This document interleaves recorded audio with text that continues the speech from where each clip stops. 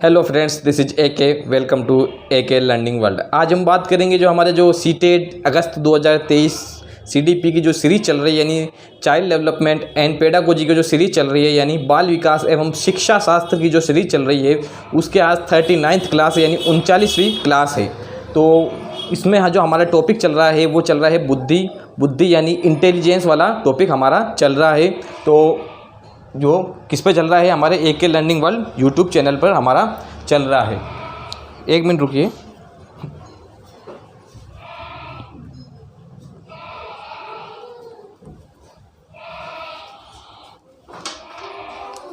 हाँ, देखिए AK learning world पर चल रहा है बुद्धि वाला टॉपिक, जिसमें है हमने जो उसका जो इतिहास पढ़ा बुद्धि का यानी इंटेलिजेंस का। उसके बाद जो हमने बुद्धि के प्रकार, बुद्धि की विशेषताएं जो है, इनके बारे में जानकारी हमने प्राप्त की। अब आज जो हम प्राप्त करने वाले हमारे जो सिद्धांत चल रहे हैं, उसमें आज हमारा 8वां सिद्धांत है। कौन सा 8वां सिद्धांत है हमारा?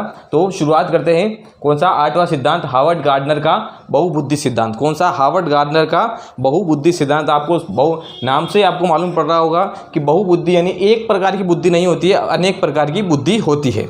अब इन्होंने बताया, अब मैंने पूरा इनका नाम जो इनके नाम के साथ इस सिद्धांत को क्यों जोड़ा, क्योंकि अगर मैं लिखना चाहता तो केवल बहुबुद्धि का सिद्धांत भी लिख सकता था, लेकिन मैं आपको इसलिए मैंने इसमें नाम जोड़ा क्योंकि इसमें क्या, आप जो सिद्धांत एकदम आपको मुंह पे आएगा और आपको उसका वैज्ञानिक का नाम, मनोवैज्ञानिक का नाम भी अच्छे से याद आ जाएगा। तो आप सीधा आप ऐसे ही याद करेंगे हार्वर्ड गार्डनर का बहुबुद्धि सिद्धांत। तो क्या है हार्वर्ड गार्डनर का बहुबुद्धि सिद्धांत, यानी Harvard gardener multi intelligence theory. Harvard gardener multi intelligence theory. अब ये किसने दिया है?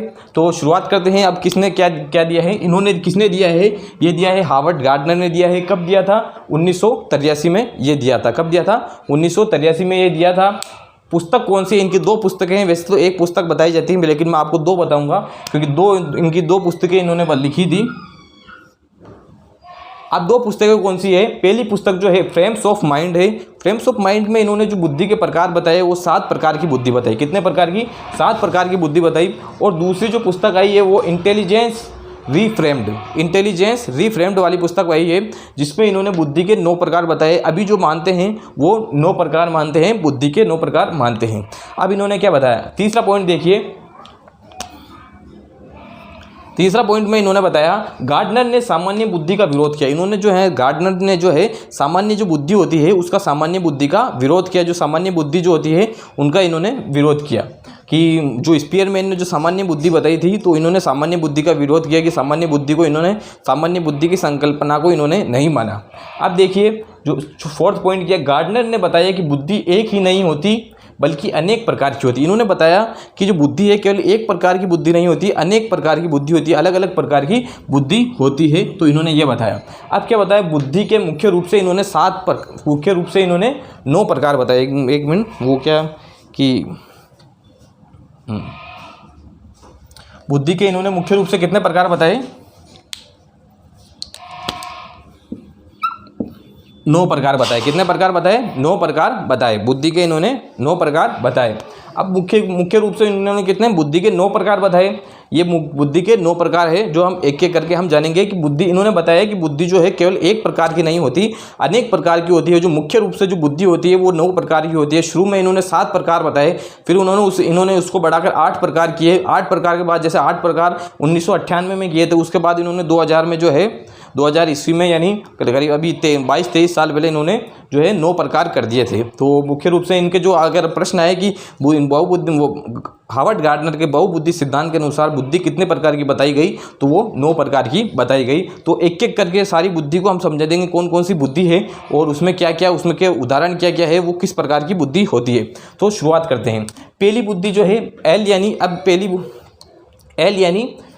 पहली एल यानी इसमें जो है आपको मैं पहले तो ये बता दूंगा, फिर बाद में आपको ये भी बता दूंगा कि किस तरह आप याद कर सकते हैं। एल यानी लॉजिकल यानी तार्किक बुद्धि। क्या होती है? तार्किक बुद्धि। बहुत से अब किस में तार्किक बुद्धि होती? तार्किक बुद्धि यानी तर्क वितर्क वाली, चिंतन वाली जो बुद्धि होती है, ज़्यादा तर्क वितर्क जो करते हैं, वो जो बुद्धि होती है उसको क्या कहते हैं? लॉजिकल यानी तार्किक बुद्धि कहते हैं। अब तार्किक बुद्धि किसमें होती है? गणितज्ञ में होती है। गणितज्ञ जैसे हमने मैथमेटिशियन की बात की, जैसे श्रीनिवास रामानुजन है, और दूसरे हमारे जो बड़े बड़े मैथमेटिशियन है जैसे आर्यभट्ट है, और दूसरे जो बड़े बड़े जो हमारे मैथमेटिशियन है जिन्होंने जो अलग अलग आविष्कार किए, अलग अलग उन्होंने जो है थ्योरम लिखी, अलग अलग उन्होंने बताए। जो गणितज्ञ जो होते हैं, जो पढ़ाने वाले होते हैं गणितज्ञ, जो मुख्य रूप से जो ज़्यादा उनके ज्ञाता होते हैं, उनको उनमें ये पाई जाती है तार्किक बुद्धि जो पाई जाती है वो गणितज्ञ। और वैज्ञानिक में जो वैज्ञानिक होते हैं अलग अलग, जैसे APJ अब्दुल कलाम है, और अलग अलग जैसे है बहुत सारे हमारे वैज्ञानिक है, जैसे हमारे बहुत सारे वैज्ञानिक हैं। वो आप देखें तो जैसे राकेश कुमार वाले जो वैज्ञानिक है, और अलग अलग जो वैज्ञानिक, बहुत सारे वैज्ञानिक जो है वो सभी वैज्ञानिक इसमें आएंगे। अब देखिए सेकंड एल देखिए, सेकंड एल यानी होता है लिंग्विस्टिक यानी भाषाई। मैं आपको ये बताना चाहता हूँ, ये तो मैं दो चार उदाहरण दे रहा हूँ, लेकिन आप खुद सोच के आप ये ध्यान रखिए कि अगर आप खुद सोच के जो उदाहरण बनाएंगे तो आपको और अच्छे से याद होंगे। मैंने तो 2 उदाहरण दिए, इसके अलावा जो तार्किक जो चिंतन करते हैं उसके उदाहरण आप दूसरे भी दे सकते हैं कि तार्किक चिंतन और किसमें काम आता है। तो उसके माध्यम से जैसे जो फिजिक्स पढ़ते हैं, जो फिजिक्स यानी जो भौतिक शास्त्री होते हैं, उनमें भी क्या होता है, वो तार्किक चिंतन उनमें भी पाया जाता है। अब सेकंड देखिए, मैंने बताया था एल यानी लिंग्विस्टिक यानी भाषाई। अब जिनमें क्या है, भाषा का उपयोग सबसे ज़्यादा होता है, कौन कौन भाषा का उपयोग सबसे ज़्यादा करता है। जैसे कवि है तो कवि जो है भाषा का उपयोग करता है, कोई मारवाड़ी भाषा का उपयोग करता है, कोई राजस्थानी भाषा का प्रयोग करता है, कोई मराठी भाषा का प्रयोग करता है, कोई हिंदी भाषा का प्रयोग करता है, कोई इंग्लिश भाषा का प्रयोग करता है। तो भाषाई जो है, भाषाई बुद्धि किस में पाई जाती है, कवि में पाई जाती है। कवि के अलावा और किस में पाई जाती है, और जो पाई जाती है कवि के अलावा और किस में पाई जाती है, और क्या लेखक में के भी भाषाई कार्य होते हैं। और किसमें, पत्रकार में पाई जाती है, क्योंकि पत्रकार भी भाषाई कार्य करता है। पत्र जो अखबार का, न्यूज़पेपर का, इनका संपादन करता है, जो वो सभी पत्रकार जो होते हैं वो भाषाई, जो अपनी भाषा के लिए भाषा में निपुण होते हैं, यानी उनमें भाषाई बुद्धि पाई जाती है। और क्या, शिक्षक में भी भाषाई बुद्धि, मुख्य रूप से वो शिक्षक जो किसी जो लैंग्वेज वाले शिक्षक होते हैं, हिंदी, इंग्लिश और उर्दू, संस्कृत, ये जो उनको होते हैं उनमें ज़्यादा भाषाई बुद्धि पाई जाती है। और आप दूसरे उदाहरण भी आप और देख सकते हैं कि और किन में पाई जाती है। और जैसे आप देखिए तो जो गीतकार होते हैं, गीतकार में भी जो गीत लिखते हैं उनमें भी भाषा का मुख्य रूप से उपयोग होता है, उनमें भी भाषाई बुद्धि पाई जाती है। अब तीसरा देखिए, तीसरा जो है वो है एम यानी म्यूजिकल यानी संगीतात्मक बुद्धि किसमें पाई जाती है। संगीतात्मक जो बुद्धि पाई जाती है संगीतकार में, जो संगीतकार है उनमें पाई जाती है। और जो वाद्य यंत्र वादक जो होते हैं, यानी जो अलग अलग वाद्य यंत्र, यानी वाद्य यंत्र सितार, गिटार और जो हारमोनियम अलग अलग बजाते हैं, तो उन वाद्य यंत्र जो वादक होते हैं उनमें भी क्या, संगीतात्मक बुद्धि पाई जाती है। अब फोर्थ कौन सा है, स्पेटियल यानी स्थानिक बुद्धि। अब स्थानिक बुद्धि को अब मैं समझाता हूँ। पहले आपको देखो, आंतरिक व बाह्य इमेज व पैटर्न। अब वो इनमें क्या होता है, पहले किसी भी वस्तु की, किसी भी कार्य की, या किसी भी जो है उसकी संरचना, मानसिक संरचना बनाई जाती है। और उनको जो मानसिक संरचना को जो है रूप दिया जाता है, यानी भौतिक स्वरूप दिया जाता है। जो अलग अलग जो इमेजेस बनाई जाती है, अलग अलग जो भौतिक वस्तुएं निर्मित की जाती है, जो अलग अलग पैटर्न बनाए जाते हैं, वो सभी इसमें स्थानिक बुद्धि में आएंगे, स्थानिक बुद्धि में आएंगे। अब दोस्त देखिए, स्थानिक बुद्धि में आएंगे तो इसमें क्या है, अब इसमें देखिए, इसमें क्या उदाहरण, क्या निर्माण, इंजीनियर क्या निर्माण करता है, अलग अलग वस्तुओं का, अलग अलग घर बिल्डिंग इनका निर्माण करता है, तो क्या इंजीनियर में। और क्या मूर्तिकार, तो मूर्तियों का निर्माण करता है, अलग अलग चीज़ों निर्माण करते हैं, जो निर्माण संबंधी जो होती है इमेजेस, जो किसी इमेज को जो वास्तविक रूप में बदलती है। और भूगोल के जो शिक्षक होते हैं वो जो अलग अलग जो उनका नक्शे में उनका जो पैटर्न होता है वो अलग अलग जो होते हैं, वो क्या, चित्रकार जो अलग अलग चित्र का निर्माण करते हैं। जो कुल मिला के इसमें क्या, निर्माण वाली जो चीज़ें होती है, किसी भी वस्तु, किसी भी चित्र, किसी भी मैप का, यानी जो नक्शा होता है उनका निर्माण, जो सारी चीज़ वो किस में आएगी, जो निर्माण वाली वस्तु चीज़ें आएगी वो सारी इनमें आएगी, यानी स्पेटियल यानी स्थानिक बुद्धि वालों में। अब फिफ्थ कौन सा है, बॉडीली यानी शारीरिक बुद्धि। अब शारीरिक बुद्धि तो आप कहने से आप समझ गए होंगे, शारीरिक बुद्धि किसमें पाई जाती है। तो शारीरिक बुद्धि जो पाई जाती है वो खिलाड़ियों में, खिलाड़ी जितने तो वो शारीरिक रूप से कसरत करते हैं, शारीरिक रूप से उनका कार्य होता है। और क्या है, रेसलर मुक्केबाज जो होते हैं उनमें, कुश्ती वाले जो होते हैं उनमें सभी में शारीरिक बुद्धि पाई जाती है। और क्या, नृत्य में भी क्या है, शरीर का उपयोग, पूरा शरीर का उपयोग होता है। और क्या, जो शरीर से संबंधित जो कार्य होते हैं उनमें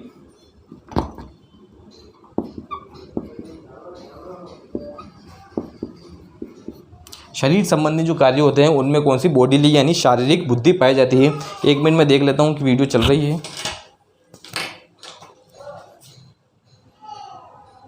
हाँ, चल रही है। अब देखो 5 तो हो गई है, 9 में से 5 हो गई है। अब देखिए अगली कौन सी है, छठी कौन सी, आई यानी इंटरपर्सनल यानी अब इंटरपर्सनल होती है और इंट्रापर्सनल होती है, दो होती है। तो इसमें क्या अक्सर कन्फ्यूज हो जाते हैं, मे भी मतलब शुरू में अगर कोई भी देखे तो बहुत सारे कन्फ्यूज हो जाते हैं। तो अब इसमें कन्फ्यूज नहीं होना, मैं आपको एक सिंपल बता देता हूँ जिससे आप कन्फ्यूज नहीं होंगे। इंटरपर्सनल पहले आपको मैं बताता हूँ 7वीं प्रकार की इंट्रापर्सनल, फिर आपको बताऊँगा इंटरपर्सनल। देखो इंट्रापर्सनल में क्या है, आई यानी होता है इंट्रापर्सनल। अब इंट्रा में मैंने आपको देखा होगा, मैंने यहाँ पे देखो जो इंट्रा में जो ए है जो है उसको बड़ा कर रखा है। अब इसमें तो स्मॉल लिखते हैं, लेकिन मैंने बड़ा क्यों करा, तो इसमें क्या है ए यानी अपना, ए यानी अपनी, कौन सी, अपनी। ए यानी आपको क्या समझनी, ए फॉर अपनी, ए फॉर क्या समझनी है, अपनी, क्या समझनी है, अपनी। तो आप यहाँ पे साथ में लिख देना ए फॉर क्या है, अपनी, ये लिख देना। अब क्या इंट्रा में क्या होगा, इंटर ए इंट्रा में लास्ट में क्या आएगा, ए है। तो इंट्रा पर्सनल यानी अपनी यानी स्वयं की भावनाओं को समझना, यानी स्वयं की भावनाओं को जो समझता है, स्वयं की भावनाओं को समझने में जो बुद्धि उपयोग होती है, जिसमें जो बुद्धि ज़्यादा होती है स्वयं की भावनाओं को समझने की, उसमें वो तो उनको क्या कहते हैं, इंट्रा पर्सनल यानी अंतः व्यक्तिक। क्या कहते हैं, अंतः व्यक्तिक।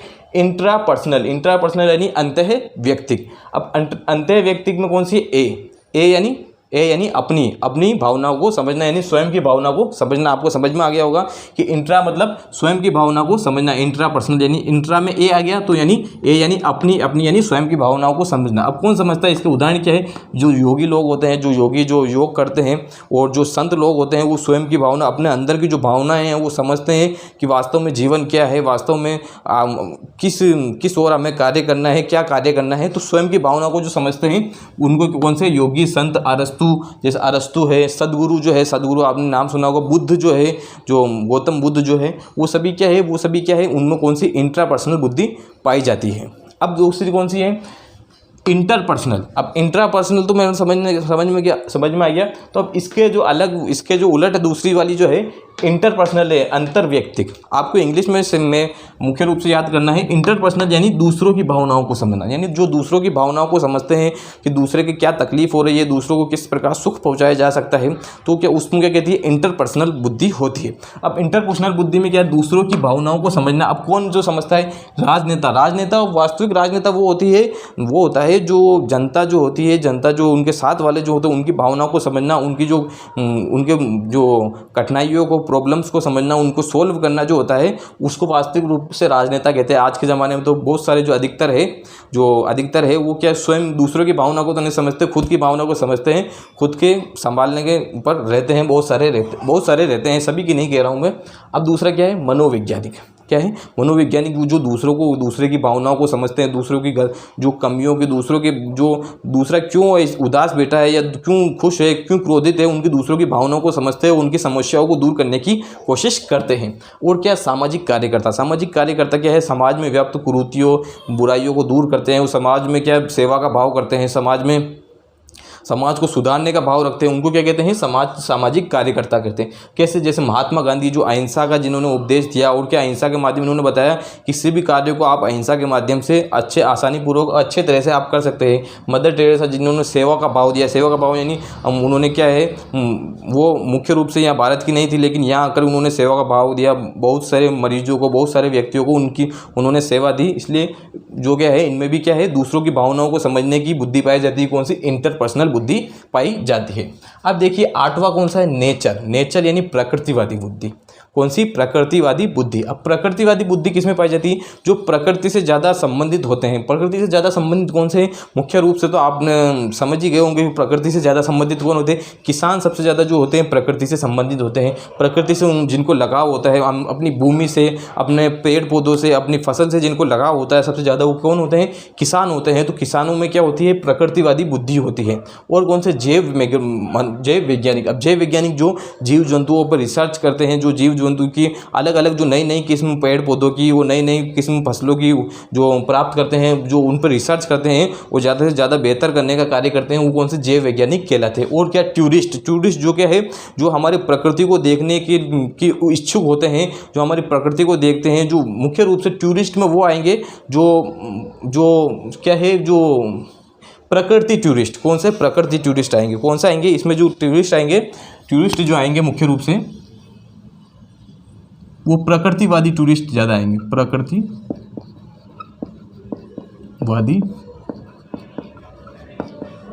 टूरिस्ट, प्रकृतिवादी टूरिस्ट आएंगे। प्रकृतिवादी टूरिस्ट कैसे?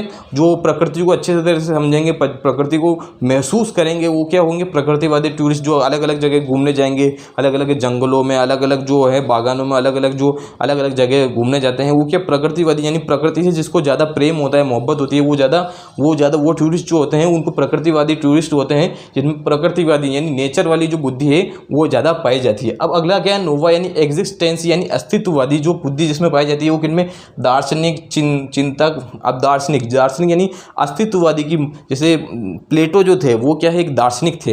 अब दार्शनिक में उनमें कैसे वो बुद्धि पाई जाती है? उन्होंने वो बताते थे कि क्या है, मानव की जो है, मानव का कैसे मानव का विकास हुआ, मानव पहले क्या कार्य करता था, मानव कैसे मानव अपना आपका विकास करने लगा। तो क्या है? अस्तित्व, मानव के जो अस्तित्व की, जीव जंतुओं के अस्तित्व की, मानव के अस्तित्व की जो बात करते हैं, बात बताते हैं, जो समझाते हैं, जो अपने अंदर एब्जॉर्ब करके यानी अपने अंदर समायोजित करके, अपने अंदर समाहित करके जो रखते हैं किसको? अस्तित्व को। जो अस्तित्व कैसे व्यक्ति का अस्तित्व होता है, कैसे व्यक्ति किसको कैसे प्राप्त होता है, कैसे व्यक्ति अपना जीवन कैसे व्यतीत करता है, तो वो सारे जो होते हैं वो दार्शनिक चिंतक, प्लेटो दार्शनिक चिंतक इनमें ज़्यादा होती है। यानी जो प्रकृति के बारे में जो ज़्यादा अपने अस्तित्व के बारे में, प्रकृति के अस्तित्व के बारे में जो ज़्यादा सोचते हैं, जो कार्य करते हैं, वो कौन होते हैं? दार्शनिक चिंतक होते हैं, जैसे कि प्लेटो है आदि।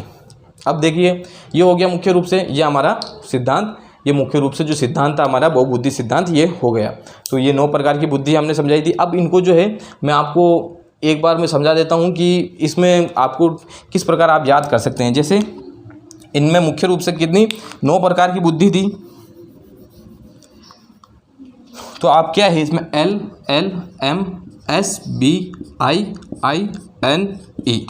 ये मुख्य रूप से बुद्धि थी। L यानी लॉजिकल, L यानी लिंग्विस्टिक, M यानी म्यूजिकल वाली थी। और कौन सी थी? S यानी स्थानिक, और B यानी बॉडीली, I यानी इंटरपर्सनल, I यानी इंट्रापर्सनल, N यानी नेचर वाली, और E यानी एग्जिस्टेंट यानी अक्सरवादी, जो अस्तित्ववादी। अब इसमें क्या, एक आपने देखा होगा LLB जो वकील का जो बनता है, तो उसमें LLB होती है, उससे ऊपर जो होती है, ऊपर की जो पढ़ाई होती है उसको क्या कहते हैं? LLB कहते हैं। एक SBI बैंक होता है, और एक क्या? INE, आप ऐसे याद करें तो LLM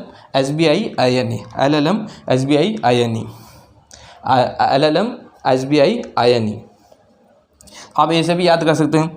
जो आप जो है 2 व्यक्ति के नाम आप याद रख सकते हैं। एक का नाम तो LLM है, LLM SBI आया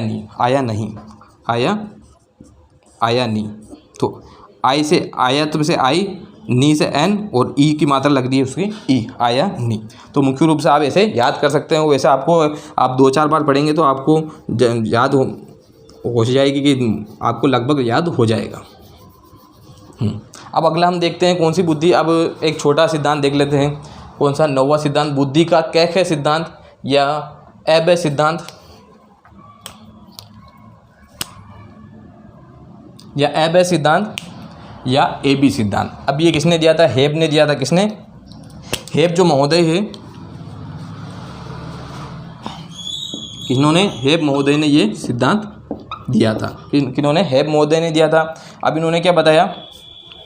इन्होंने बताया कि बुद्धि में दो कारक या तत्व पाए जाते हैं। एक तो होता है के, ए या ए, यानी एक कारक तो होता है के कारक भी बोलते हैं, ए कारक भी बोलते हैं, या ए कारक भी बोल सकते हैं, जिसको क्या कहते हैं? सामान्य योग्यता, जिसको क्या कहते हैं? सामान्य कारक या सामान्य योग्यता कहते हैं, यानी जनरल फैक्टर जिसको कहते हैं। अब दूसरी क्या है?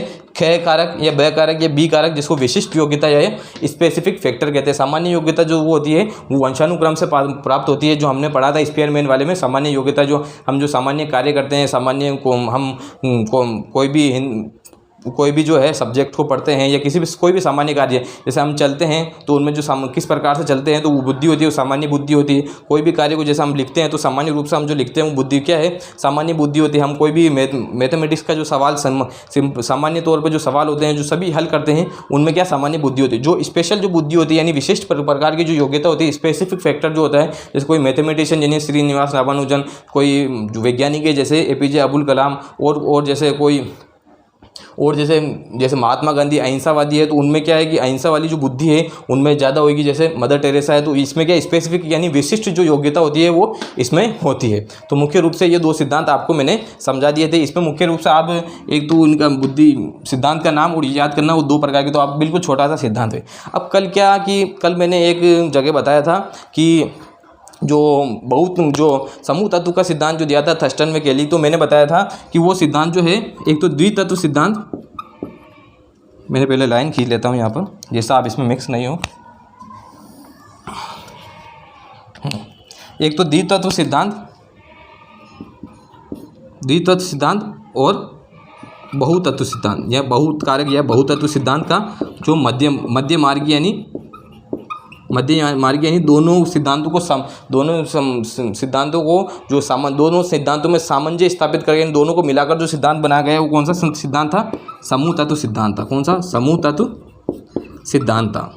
अब मैंने ये भी कल लिखा है, मैंने पूरा वो सही लिखा था, बस बोलने में मुझसे थोड़ी सी गलती हो गई थी। द्वितत्व जो है इसमें एक तो होता है जनरल फैक्टर यानी सामान्य कारक होता है, और दूसरा जो होता है वो कौन सा होता है, दूसरा जो होता है वो विशिष्ट कारक होता है।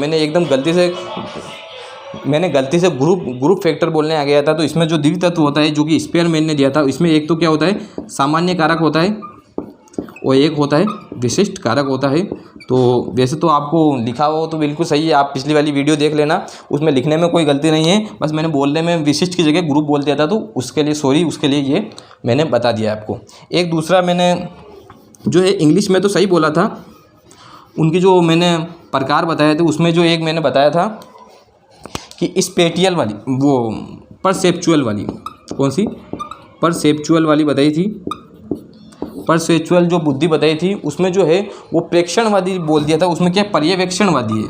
थोड़ा सा मैं इंग्लिश में क्या है कि कभी कभी हिंदी में अलग अलग मतलब कभी कंफ्यूज हो जाना आ जाता है। तो पर्यवेक्षणवादी जो बुद्धि होती है, जो कौन सी है, परसेप्चुअल बुद्धि यानी पर्यवेक्षणवादी बुद्धि होती है, जो आप इसको एक करेक्शन कर देना इस वाली को, उस वाली को तो केवल मैंने बोला था तो आपको वो समझ में आ गया। तो ये पर्यवेक्षण यानी परसेप्चुअल यानी पर्यवेक्षणवादी, किसी भी चीज़ की पर्यवेक्षक होना यानी किसी भी चीज़ के बारे में जो है जानकारी प्राप्त करना, उसके बारे में जो है उसका जो निगरानी करते हैं, जो उसको कहते हैं पर्यवेक्षणवादी बुद्धि कहते हैं। तो अगर आपको ये वीडियो पसंद आई हो तो वीडियो को लाइक करें, चैनल को सब्सक्राइब करें और ज़्यादा से ज़्यादा शेयर करें AK लर्निंग वर्ल्ड। और हमेशा हंसते रहिए, मुस्कुराते रहिए, और जब तक सफल ना हो अब तक कोशिश करते रहिए। और इसी के साथ मैं आपसे विदा लेता हूँ AK लर्निंग वर्ल्ड।